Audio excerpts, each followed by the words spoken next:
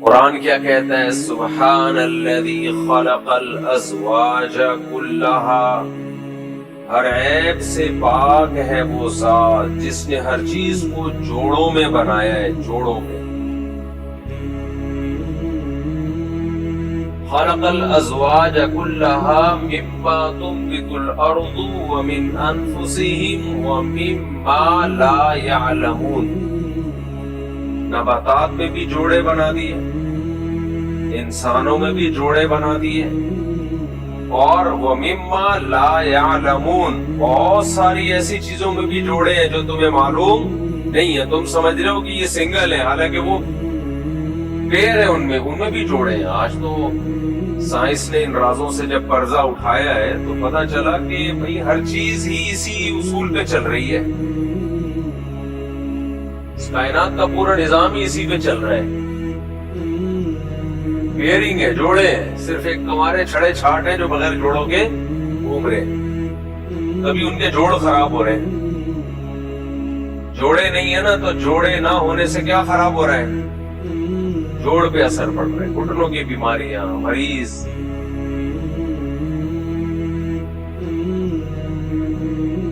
تو اللہ کا تعالیٰ کا بنایا ہوا نظام ہے بھائی، ہر چیز کو دیکھو، ہر چیز کو جوڑوں جوڑوں میں بنایا نا، تو جوڑا کہتے کس کو ہے؟ آپ کی جو بہت اہم پوائنٹ ہے، اللہ کرے اتر جائے دماغ میں، اندھیرے کا جوڑا کیا ہے؟ کس سے ہم کمپیئر کرتے ہیں اندھیرے کو؟ روشنی سے۔ بہت اہم پوائنٹ کی بات اللہ نے دماغ میں ڈالی ہے۔ حالانکہ اندھیرے میں اور بھی بہت ساری چیزیں ہوتی ہیں، ہم سوتے ہیں، اور اندھیرے کی اور بہت ساری خاصیتیں ہیں، لیکن اندھیرے کی اصل خاصیت جس سے وہ روشنی کو ممتاز، جس کی وجہ سے وہ ہوتا ہے، وہ ہے اندھیرا ہونا، کچھ نظر نہ آنا۔ اور لائٹ جس کی وجہ سے لائٹ ڈارکنیس سے یا اندھیرے سے جدا ہوتی ہے، وہ اس کی لائٹنیس اور برائٹنیس ہے۔ وہ اس کی کیا ہے؟ اس کی لائٹ، اس کا لائٹ ہونا، اس میں روشنی کا ہونا۔ اس سے یہ پتہ چلتا ہے کہ جو اسلام نے کہہ دیا نا کہ مرد عورت کی مشابہت اختیار کرے گا تو حرام، عورت مردوں کی مشابہت اختیار کرے گی تو حرام۔ وجہ کیا ہے؟ مرد اور عورت جو جوڑے ہیں نا، اس میں کیا چیز ہے؟ مرد طاقت اور قوت کا، مردانگی کا نام ہے، اور عورت نسوانیت، کمزوری۔ سمجھ میں آ رہی ہے بات؟ اس میں نسوانیت ہو، عورت پن ہو، تو یہ جتنا عورت میں عورت پن ہوگا، مردانگی نہیں ہوگی، اتنی وہ اٹریکٹیو ہوگی، اور جتنے مرد میں مردانگی ہوگی اتنا ہی وہ عورت کے مقابلے میں جوڑا بننے کے لائق ہوگا۔ تبھی ہم کہتے ہیں ایسی عورت سے شادی کرو جس میں عورت پنا پھوٹ کے بھرا، کوٹ کے بھرا ہوا ہو، جس میں عورت پنا۔ عورت پنا کیا ہوتا ہے؟ گھر داری، بچے پیدا کرنا، بچوں کو پالنا، ماں کی ممتا کا جذبہ، شوہر کے مقابلے میں آواز کو نیچا رکھنا۔ اور عورتوں سے کہتا ہوں ایسے مرد سے شادی کرو جس میں مردانگی کوٹ کے بھری بھی ہو، بہادر ہو، کانفیڈنس ہو، آواز میں دم ہو، لپسٹک پاؤڈر نہ لگاتا ہو۔ سمجھ آ رہی بات کی نہیں آ رہی ہے؟ بیوٹی پارلر میں دونوں ہی سج رہے ہیں جا کے، اس کا مطلب یہ کمپیئرنگ اس کو تقریباً اسی جیسا مل رہا ہے، اور وہ مردوں والی ڈریسنگ کر رہی ہے، شوہر کی اطاعت نہیں کر رہی، بچے پیدا نہیں کر رہی، ماں کی ممتا ہی نہیں ہے، میں نے ابھی لائف کو انجوائے کرنا ہے، میں بھی مردوں کے شانہ بشانے چل رہے ہیں، جیسے آج کل لبرل انٹیاں خواتین کو الو بنا رہی ہیں، میں نے مردوں کے شانہ بشانہ چل رہا ہے، میں کوئی بچے پیدا کرنے کی مشین نہیں ہوں، اور آنکھوں میں آنکھیں ڈال کے بات کرنی ہے، مردوں کی اطاعت نہیں کرنی، اور وہی مردانگی والے بال یہاں تک کرا لینے، پتہ ہی نہیں چل رہا جمشید صاحب ہے یا کوئی خاتون ہے، پتہ ہی نہیں چل رہا۔ باہر ملکوں میں بوڑھی عورتیں بالکل اتنے سے بال رکھتی ہیں، قابل ترس حالت ہے ان کی۔ وجہ کیا ہے؟ ان بیچاریوں کے کوئی بال بنانے والا بھی نہیں ہوتا، اس لیے بالوں میں مسائل کھڑے ہوتے ہیں تو وہ مشین کر دیتی۔ وہاں کی بوڑھی عورتیں اور جمشید میں کوئی فرق نظر نہیں آتا۔ ہماری بوڑھی عورتوں کے تو بچے بال بنا رہے ہوتے ہیں، بیٹیاں، پوتیاں اور بہویں سب خدمتیں کر رہے ہوتے ہیں۔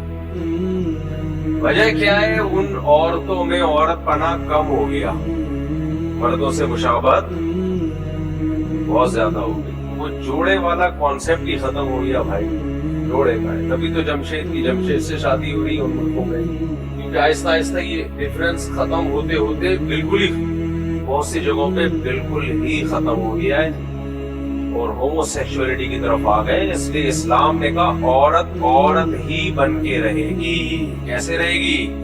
فل نسوانیت ہو اس میں، وہ زیورات کا استعمال کرے، وہ جائے بیوٹی پارلر، کوئی حرج نہیں ہے، وہ چوڑیاں پہنے، وہ زیور پہنے، یہ اس پہ سوٹ کرتا ہے، وہ ساڑیاں پہنے۔ اور مرد وہ کیا کرے گا؟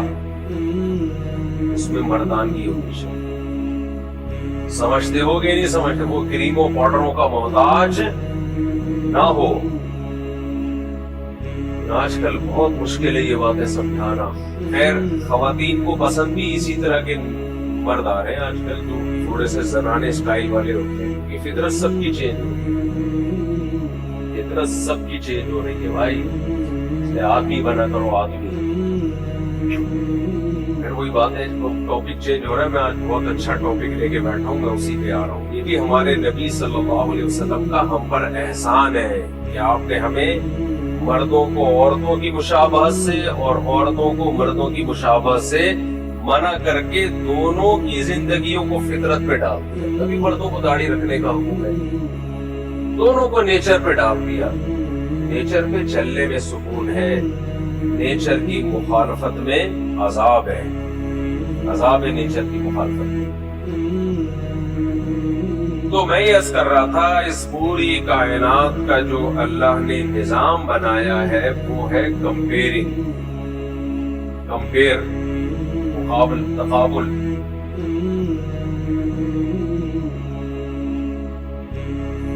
تو جب ہم یہ کہتے ہیں نا وَمَا أَرْسَلْنَاكَ إِلَّا رَحْمَةً لِلْعَالَمِينَ، ہم نے محمد صلی اللہ علیہ وسلم کو تمام جہان والوں کے لیے رحمت بنایا ہے۔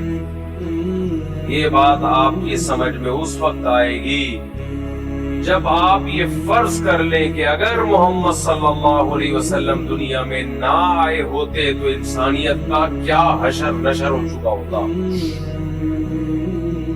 سمجھتے ہو گے نہیں سمجھتے ہو؟ نہ آئے ہوتے تو کیا حشر ہوتا۔ بہت زیادہ ڈیپتھ میں نہیں جاتا، تھوڑی دیر کے لیے فرض کر لیں ہماری کیا حالت ہوتی، تھوڑی دیر کے لیے فرض کر لیں ہماری کیا حالت ہوتی۔ مجھے بتاؤ اس مجمع میں کوئی ایک فرد ہوتا جو شراب سے بچتا ہے؟ ساری دنیا میں سب شراب پیتے ہیں، میں اور آپ اگر نہیں پی رہے تو یہ کس کی محنت ہے؟ 1400 سال گزر گئے سید الانبیاء صلی اللہ علیہ وسلم، 1400 سال، اور آپ کی اتنی پاورفل موٹیویشن، جو شراب جو تمام برائیوں کی جڑ اور کتنی بدبودار چیز ہے۔ شراب پی کے نشہ نہ بھی آتا نا، صرف اس شرابی کے چہرے پہ جو پھٹکار برس رہی ہوتی ہے وہی اس سے نفرت دلانے کے لیے کافی ہے۔ کوئی شریف آدمی یہ کام نہیں کرے گا۔ چہرے پہ پھٹکار دیکھا تو، منہ سے جو رال ٹپک رہی ہوتی ہے اور اس کے قریب سے جو انتہائی غلیظ بدبو آ رہی ہوتی ہے۔ ہم نے پاکستان میں کبھی مجھے ایسی بدبو نہیں ملی تھی۔ باہر ملکوں میں جب سفر ہوا نا تو اتوار کی نائٹ کو کچھ لوگ لہرا رہے ہوتے ہیں, رقص و سرور کی محفلیں لگائی ہوئی ہوتی ہیں بڑے روڈوں پہ, وہاں تو بہت پڑھے لکھے لوگ بھی کر رہے ہوتے ہیں. ان شرابیوں کی رقص و سرور کی روڈ پہ محفلوں کو اور ان کی جو منہ سے بدبو ہے اس کو دیکھ کے پتہ چلتا ہے اے اللہ تیرا کتنا بڑا فضل ہے کہ تو نے سید الانبیاء صلی اللہ علیہ وسلم کو ہم میں بھیجا اور آپ نے اس کا مسلم سوسائٹی میں جڑ سے خاتمہ کر.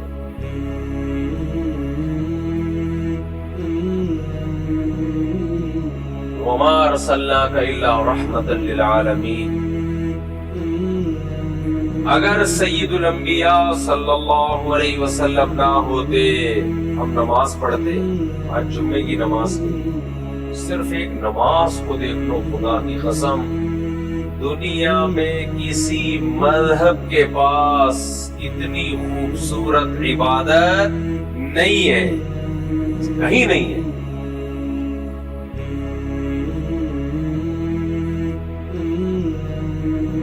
یہ صرف نماز نہیں ہے, اس سے پہلے ہم 3 دفعہ دانت صاف کرتے ہیں, کلی کرتے ہیں, 3 دفعہ ناک صاف کرتے ہیں, 3 دفعہ چہرہ, اور جمعے کے دن غسل کرتے ہیں.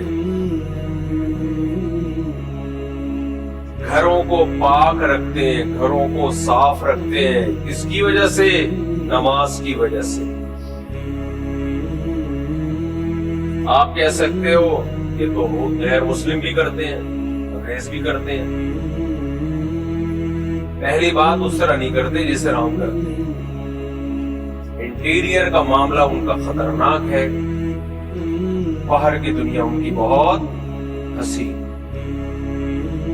صفائی جو سید الانبیاء صلی اللہ علیہ وسلم نے ہمیں سکھائی ہے وہ کہاں سے؟ سب سے پہلے انٹیریئر آپ کا. سمجھ رہے ہو کہ نہیں سمجھ رہے؟ آج بھی جو سید الانبیاء صلی اللہ علیہ وسلم کو فالو نہیں کرتے باہر سے صاف ہوں گے,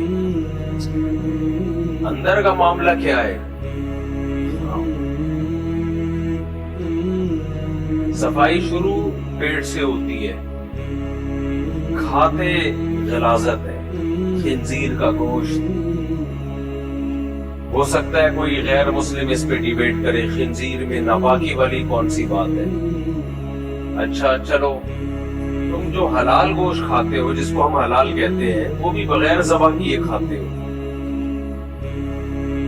آپ میڈیکل سائنس سے پوچھیں, ساری دنیا کے سارے ڈاکٹر متفق ہوں گے کہ خون کھانے پینے کی چیز, انسانوں کے کھانے کی چیز نہیں ہے, گندی چیز ہے. اتنی غلیظ چیز ہے کہ خون اگر کپڑوں پہ لگ جائے تو نماز نہیں ہوتی. دنیا کا کوئی مذہب اگر اس خون کو کھانے کی اجازت دے رہا ہے تو کیا وہ صاف ستھرا مذہب ہو سکتا ہے؟ سید الانبیاء صلی اللہ علیہ وسلم کی تعلیمات ہیں کہ جانور کو ذبح کر کے کھاؤ تاکہ اس کا گندا خون اس کی باڈی سے نکل جائے. مسلمان گوشت بھی صاف ستھرا کھاتا ہے. بھائی یہ کس کی رحمت کے اثرات ہیں؟ سید الانبیاء. یہاں آپ کا ہم پر احسان ہے.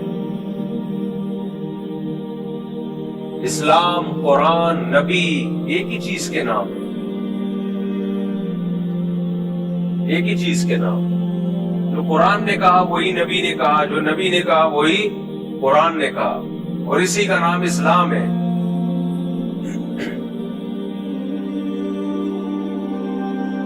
لیکن ہمارے نبی صلی اللہ علیہ وسلم کو یہ امتیازی حیثیت حاصل ہے کہ قرآن اللہ کا کلام, اسلام اللہ کا دین. لیکن ٹینشن کس نے اٹھائی ہے دعوت اور تبلیغ کی؟ سید الانبیاء صلی اللہ علیہ وسلم. بوجھ کس پر آیا ہے؟ قرآن پہ آیا ہے یا اسلام پہ آیا ہے یا نبی پہ آیا ہے؟ نبی پہ آیا ہے. جو آپ کے لیے تکلیفیں اٹھاتا ہے کریڈٹ کس کو دیا جاتا ہے؟ اس کو دیا جاتا ہے جو بوجھ اٹھائے آپ کے لیے. اس دعوت کے کام میں جو آج ہم تک اسلام پہنچا ہے، اس میں سب سے زیادہ بوجھ کس نے اٹھایا ہے؟ کس ہستی نے؟ سید الانبیاء صلی اللہ علیہ وسلم۔ تو میں عرض کر رہا تھا، ہمیں جو نبی نے صفائی سکھائی ہے، وہ سب سے پہلے وہ صفائی کہاں سے شروع ہوتی ہے؟ اندر سے۔ مسلمان غلاظت نہیں کھاتا۔ دنیا میں آپ تحقیق کر لو، سب سے زیادہ پاکیزہ خوراکیں آج بھی مسلمانوں کی ہیں۔ کتے بلی نہیں کھاتے ہیں، الحمدللہ۔ کراچی میں رہیں گے تو کتے ہمیں کھائیں گے، یہ ایک الگ بات ہے، پھر اس کا اسلام سے کوئی تعلق نہیں ہے۔ تو ہمارے حکمران بھی کھا رہے ہیں ہمیں، اور ساتھ ساتھ کراچی کے کتے بھی کھا رہے ہیں۔ چائنا والے بھی حیران ہوتے ہیں، یار دنیا کا واحد ملک ہے، چائنا والوں کو کتا نظر آ جائے چھوڑتے نہیں ہیں، وہ کتے پن پہ آ جاتے ہیں فوراً کتے کو دیکھ کے۔ گلگت میں ایک آدھ کتے تھے، وہ ہمارے ایک دوست بیٹھے ہوئے تھے، میں چائے میں پی رہا تھا کسی ہوٹل میں، تو انہوں نے کہا مفتی صاحب یہ کتا نظر آ رہا ہے نا، کسی چائنیز کو یہ کتا نظر آ گیا نا، تو پھر یہ کتا کسی اور کو کبھی قیامت تک کبھی نظر نہیں آئے گا، فوراً پکڑ لیتے ہیں۔ تو چائنا والے حیران ہوتے ہیں، دنیا کا کیسا ملک ہے، ہم کتے کھاتے ہیں اور کتے ان کو کھاتے ہیں۔ خیر، آج ہماری خوراکیں پاکیزہ ہیں، اس کی وجہ کیا ہے؟ نبی صلی اللہ علیہ وسلم نے یہ بوجھ اٹھایا ہے۔ مشکلات کس نے برداشت کی ہیں؟ پیغمبر صلی اللہ علیہ وسلم پوری قوم کے سامنے ڈٹ گئے، یہ نظام دے کے گئے ہمیں، یہ نظام